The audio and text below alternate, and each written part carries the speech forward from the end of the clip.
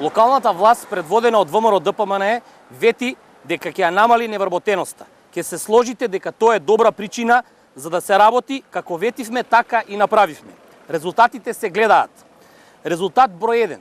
2006 година Кочани имаше 12.000 лица со граѓани кои се од едната или од другата партија, а кои се невработени. Денеска бројот на невработеноста изнесува 3800 лица.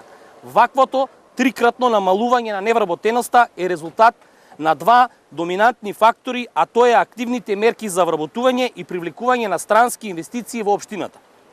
Кочани го доби Амфенол, американска компанија која што представува странска инвестиција од 6 милиони евра.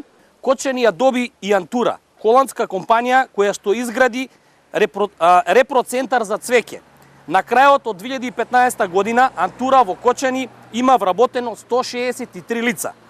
Кон крајот на 2016 година бројот на вработените лица во компанијата се зголемува и изнесува 278 лица. А која е причината што овие инвестиции дојдоа во нашата општина? За да дојдат странски инвестиции беа потребни реформи, донесување на акти, инвестирање од страна на општината, менување на амбиентот во Кочани.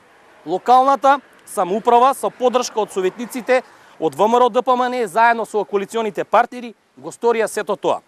Советот на општината одобри и даде зелено светло за изградба на приклучување на фекална канализација во вредност од над 8 милиони денари, односно како локална самоуправа изградивме водовод и одводна канализација, тротоари, поставивме улично осветлување, работевме на целосно инфраструктурно уредување на овој дел. Овие мерки беа клучни за тоа што Антура дојде во нашата општина.